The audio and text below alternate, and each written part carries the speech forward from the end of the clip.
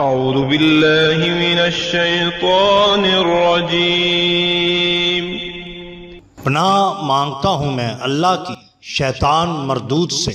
بسم اللہ الرحمن الرحیم۔ شروع اللہ کے نام سے جو بڑا مہربان نہایت رحم والا ہے۔ دا باٹم لائن کے ناظرین کرام، السلام علیکم۔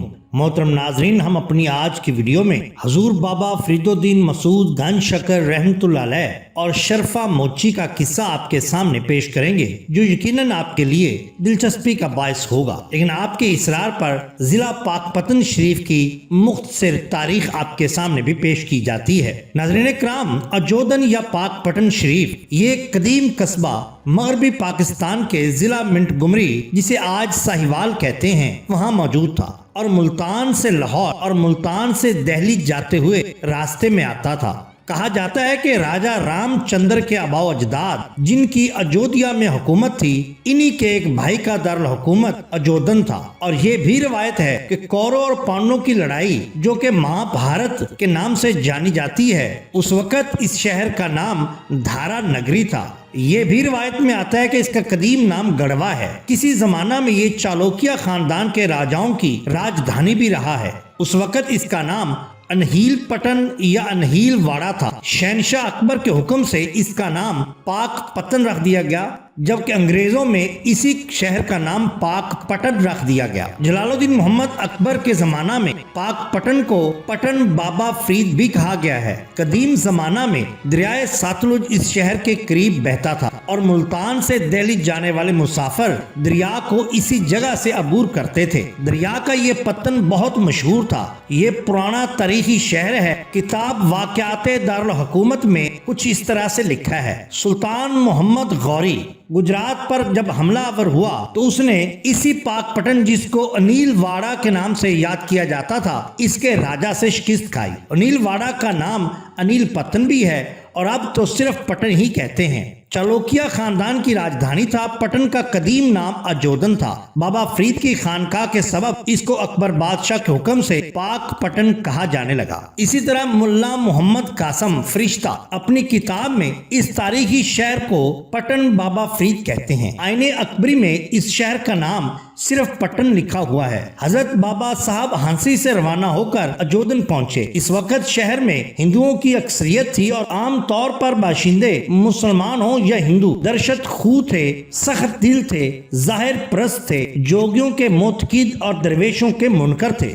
حضرت شیخ عبدالحق محدث دہلوی رحمۃ اللہ علیہ لکھتے ہیں: مردم دے درشت خو ظاہر پرست منکرے درویشاں بودن، یعنی وہاں کے لوگ عادتوں کے سخت، ظاہر پرست اور درویشوں کے منکر تھے۔ مولانا جمالی نے لکھا ہے ترجمہ: اور یہ ایک غیر معروف جگہ تھی۔ جب حضرت بابا صاحب رحمۃ اللہ علیہ یہاں تشریف لائے اور یہ حالات دیکھے تو خوش ہو کر فرمایا: چل فریدا اوتھے وسیے جتھے وسن انے، نہ کوئی سانو جانے نہ کوئی ساڈی مننے۔ اس وقت شہر کے باشندوں پر چند جوگیوں کا بڑا اثر تھا اور جادوگروں سے یہ لوگ بہت ڈرتے تھے اور ان کی عزت کرتے تھے۔ غیر مسلموں کے علاوہ مسلمان بھی جادو کے شائق تھے اور بڑی بڑی مشقتیں اٹھا کر اس کو حاصل کیا کرتے تھے۔ خاص اجودن میں ایک بڑا صاحب کمال مسلمان جادوگر بھی رہا کرتا تھا، جس کا نام شہاب تھا۔ اس کے لڑکے نے حضور بابا فرید سرکار پر جادو کیا تھا، جس سے آپ سخت بیمار بھی ہو گئے تھے۔ حضور بابا فرید الدین مسعود گنج شکر رحمۃ اللہ علیہ اجودن پہنچے تو شہر سے باہر ویرانے میں اترے۔ یہاں ایک جگہ چند درخت کریل کے تھے اور قریبی شہداء کے مزارات بھی، جن کی تصدیق سیر الاولیاء اور فوائد الفوائد کے بیانات سے بھی ہوتی ہے۔ یہ جگہ ٹویا گنج شہیداں کہلاتی ہے۔ اسی جگہ حضرت سیدنا عبدالعزیز مکی صحابی رسول صلی اللہ علیہ وسلم کا مزار مشہور و معروف ہے۔ حضرت بابا صاحب رحمۃ اللہ علیہ سب سے پہلے انہی درختوں کے نیچے آ کر بیٹھے تھے اور یہیں قیام کیا تھا۔ حضرت بابا صاحب رحمۃ اللہ علیہ تقریباً 70 یا 69 سال کی عمر میں اجودن تشریف لائے تھے۔ ایک روایت کے مطابق 18 سال اور دوسری کے مطابق 24 سال آپ نے یہاں بسر کیے۔ جب آپ سرکار یہاں پر تشریف لائے تو یہاں کے لوگ اور یہاں کے اعلیٰ عہدیدار آپ کے سخت مخالف ہو گئے۔ اسی طرح بیان کیا جاتا ہے کہ دہلی میں حضرت بابا صاحب رحمۃ اللہ علیہ کا ایک اور مخالف شرف الدین موچی رہا کرتا تھا۔ ایک دن وہ حضرت خواجہ نظام الدین اولیاء کو جامع مسجد میں ملا اور اس نے آپ کے مرید ہونے اور خرقہ خلافت پانے کا حال پوچھا۔ آپ رحمت اللہ علیہ نے کم و کاس سب حال بیان کر دیا۔ اس نے سنا تو آپ سرکار رحمت اللہ علیہ کی شان پاک میں نازیبا کلمات منہ سے نکالے۔ حضرت خواجہ نظام الدین اولیاء فرماتے ہیں کہ اگرچہ مجھ میں اس کو اچھی طرح جواب دینے کی طاقت موجود تھی، مگر مجھے فوراً حضرت کا ارشاد گرامی یاد آ گیا کہ صبر کرو، صبر ہی میں سب کچھ ہے، اور میں نے اس کو کوئی جواب نہ دیا۔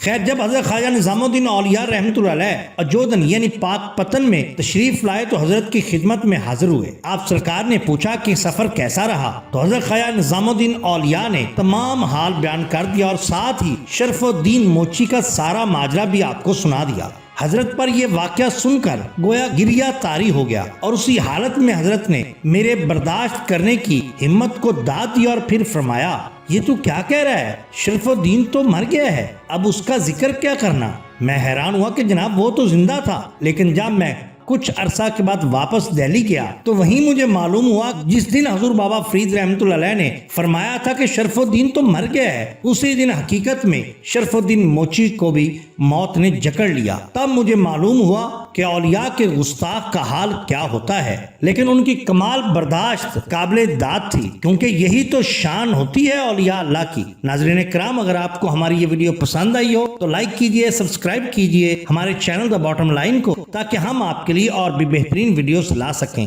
اپنے دوستوں کا، گرد و نواح کے لوگوں کا بہت خیال رکھیے۔ اللہ اور اللہ کے رسول صلی اللہ علیہ وسلم سے بیعت محبت کیجئے۔ آپ کا بہت شکریہ۔ اللہ حافظ۔